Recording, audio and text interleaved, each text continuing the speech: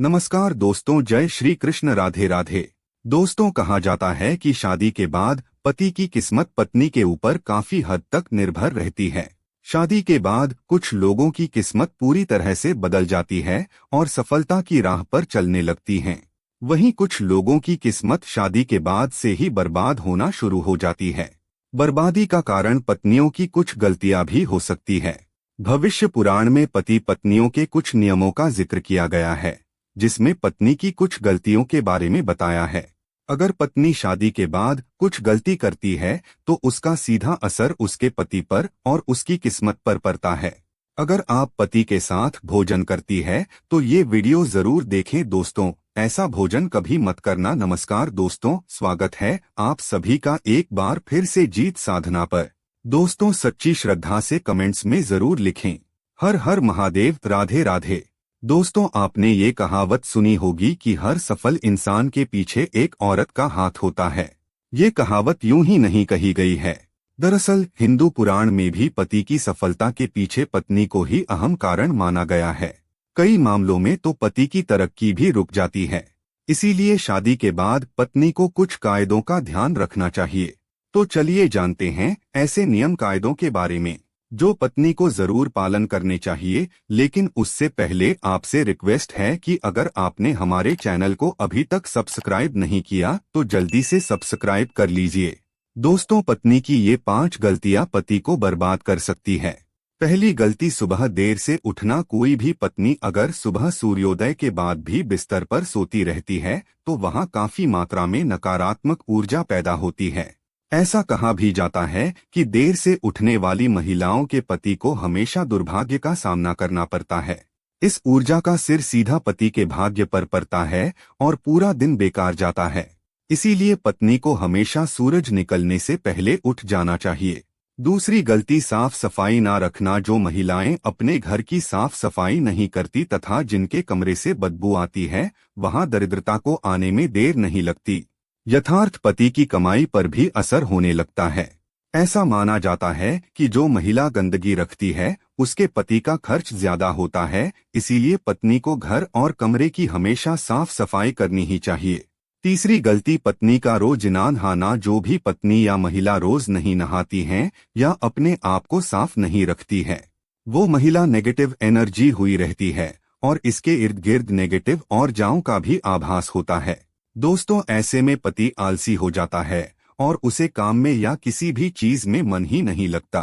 चौथी गलती, पत्नी का लड़ना और कटु वचन बोलना। अगर महिला अपने पति से हर बात पर लड़ती है या झगड़ती है तो पति का माइंड डाइवर्ट हो जाता है, जिसका असर उसके काम और व्यवहार पर भी दिखता है। पांचवी गलती, खाने में भेदभाव करना। जो कोई भी महिला अपने पति को खुशी मन से या तहे दिल से खाना नहीं खिलाती, उसके पति की बर्बादी वहीं से शुरू हो जाती है।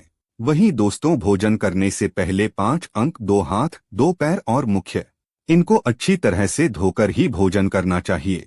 भोजन से पहले अन्य देवता तथा अन्नपूर्णा माता की करके उनका धन्यवाद करके बोलना चाहिए कि सभी भूखे प्राणियों को भोजन प्राप्त हो और ईश्वर से ऐसी प्रार्थना करने के बाद ही भोजन की शुरुआत करनी चाहिए।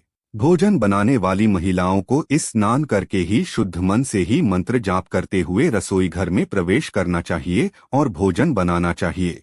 इसी के चलते दोस्तों, सबसे पहले 3 रोटियां, एक गाय के लिए, एक कुत्ते के लिए और एक कौए के लिए अलग निकाल कर रखते हैं और फिर अग्निदेव को भोग लगाकर ही बाकी घर वालों को खाना खिलाएं। दोस्तों, आपको बता दें कि भोजन के नियम में सबसे खास है भोजन करने की दिशा। भोजन पूर्वोत्तर की ओर मुख करके ही करना चाहिए।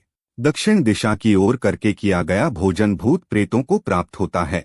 ऐसा करने से घर में प्रेतात्माएं आकर्षित होती है और वहीं पश्चिम दिशा की ओर किया गया भोजन रोगों की वृद्धि करता है। दोस्तों, बिस्तर पर बैठकर, अपने हाथों पर रखकर या टूटे फूटे बर्तनों में भोजन कभी नहीं करना चाहिए। ऐसा करने वाला व्यक्ति नर्क की ओर बढ़ता है। दोस्तों, आपको बता दें कि ऐसे मनुष्य के हाथों द्वारा भोजन कभी नहीं करना चाहिए। कंजूस के द्वारा, वैश्य के हाथ का, शराब बेचने वाले का दिया हुआ भोजन और ब्याज का धंधा करने वाले व्यक्ति का भोजन कतई नहीं करना चाहिए। इससे व्यक्ति को नर्क की यातना भुगतनी पड़ती है।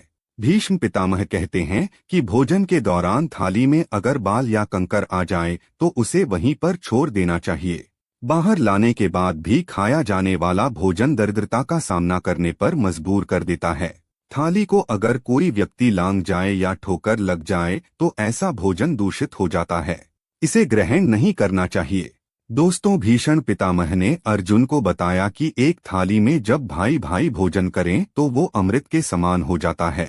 ऐसे भोजन में धन, धान्य, स्वास्थ्य और लक्ष्मी की नदी होती है। ऐसे भाई को नर्क नहीं जाना पड़ता, होती है स्वर्ग की प्राप्ति। और वहीं भीष्म पितामह के अनुसार पति पत्नी को एक थाली में भोजन करने को निषेध माना गया है। भीष्म पितामह के अनुसार एक ही थाली में पति पत्नी भोजन अगर करते हैं तो ऐसी थाली को मादक पदार्थों से भरी हुई थाली माना गया है। पत्नी को पति के भोजन करने के उपरांत ही भोजन करना चाहिए, जिससे घर में सुख समृद्धि बढ़ती है और 7 जन्मों तक का साथ मिल जाता है। वहीं पतियों के लिए भी जरूरी है कि वो घर की लक्ष्मी यानी अपनी घर की औरतों का सम्मान करें, उन्हें हमेशा खुश रखें। जो व्यक्ति घर की औरतों का सम्मान नहीं करता, उनके साथ मारपीट करता है, तो ऐसी गलतियों के कारण दुर्भाग्य हमेशा आपके पत्नी या फिर पति के पीछे ही रहेगा, जिसके कारण दोस्तों भाग्य कभी भी आपके हित में नहीं रहेगा।